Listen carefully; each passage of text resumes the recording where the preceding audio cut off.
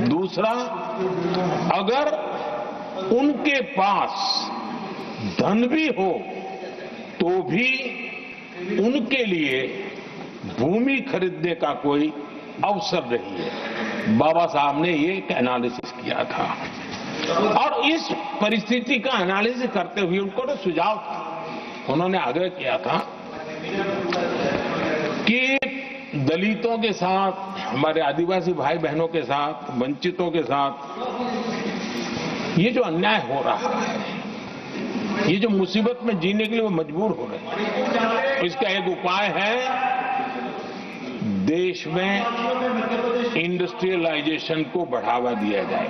औद्योगिकरण के पक्षकार थे बाबा साहब, क्योंकि औद्योगिकरण करने के पीछे उनकी कल्पना साफ थी। स्किल बेस्ड जॉब्स और एंटरप्रेन्योरशिप के लिए, आर्थिक आत्मनिर्भरता के लिए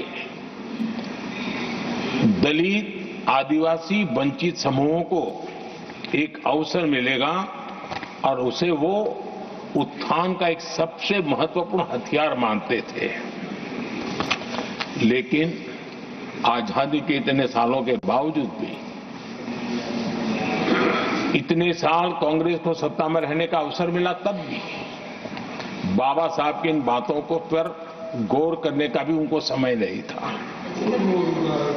उन्होंने बाबा साहब की इस विचारों को पूरी तरह खारिज कर दिया। एससी एसटी समुदाय की आर्थिक लाचारी बाबा साहब समाप्त करना चाहते थे। उसे कांग्रेस ने ऐसा उल्टा काम किया कि उसको गहरा संकट बना दिया। आदरणीय सभापति जी, 2014 में हमारी सरकार ने इस सोच को बदला और हमने प्राथमिकता देते हुए स्किल डेवलपमेंट, फाइनेंशियल इंक्लूजन और इंडस्ट्रियल ग्रोथ पर हमने जोर दिया। हमने पीएम विश्वकर्मा योजना बना करके समाज का वो तबका जिसके बिना समाज की रचना ही संभव नहीं है, और हर गांव में छोटे छोटे रूप में बिखरे हुए समाज, जो पारंपरिक कार्य करने वाले हमारे विश्वकर्मा भाई बहन, लोहार हो, कुम्हार हो, समाज के सोनार हो, ऐसे सारे जो वर्ग के लोग हैं, पहली बार देश में उनके लिए कोई चिंता हुई और उनको ट्रेनिंग देना, टेक्नोलॉजिकल अपग्रेडेशन के लिए नए औजार देना, डिजाइनिंग में उनको मदद करना, आर्थिक सहायता करना, उनके लिए बाजार उपलब्ध कराना, ये सारे दिशाओं में एक विशेष काम हमने अभियान चलाया हुआ है। और समाज का ये वर्ग है जिसकी तरफ किसी ने ध्यान नहीं दिया, और समाज नियंत्रण में जिसका महत्वपूर्ण रोल है, उस विश्वकर्मा समाज की हमने चिंता। आदरणीय सभापति, हमने मुद्रा योजना शुरू करके जिन लोगों को पहली बार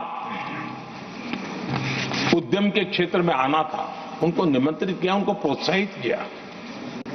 बिना गारंटी को लोन देने का एक बहुत बड़ा अभियान हमने चलाया, ताकि समाज में ये बहुत बड़ा समुदाय है जो आत्मनिर्भरता के अपने सपने को पूरा कर सके, और उसमें बहुत बड़ी सफलता मिली।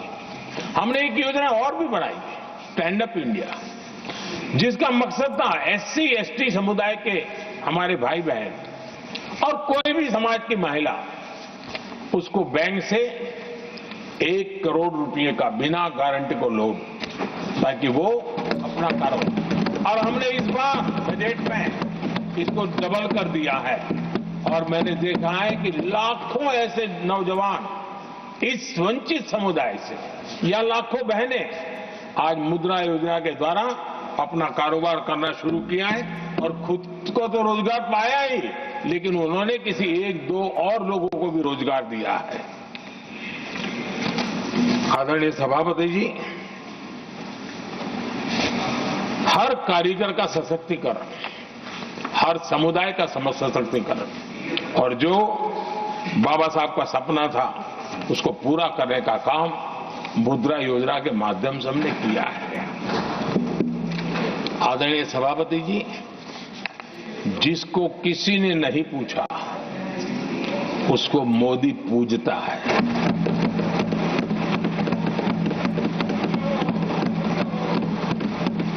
गरीब, वंचित, उसकी का कल्याण ये हमारी प्राथमिकता है। इस वर्ष के बजट में भी आप देखिए, लेदर इंडस्ट्री, फुटवेयर इंडस्ट्री, ऐसे अनेक छोटे दायरे के विषयों को हमने स्पर्श किया है और इसका सबसे बड़ा लाभ गरीब और वंचित समुदाय के लोगों को मिलने वाला है, जो इस बजट में घोषणा की। अब उदाहरण के रूप में टॉयज की बात करें, समाज के इस प्रकार के वर्ग के लोग ही टॉयज बनाने के काम में हैं। हमने उस पर ध्यान केंद्रित किया।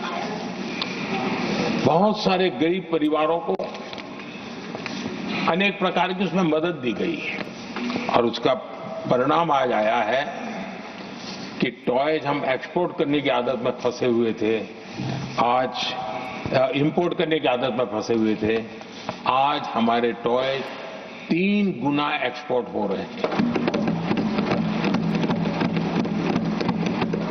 और जिसका फायदा समाज के एक बहुत ही नीचे के तबके में जीने वाले, मुसीबतों से गुजारा करने वाले समुदाय को मिल रहा है।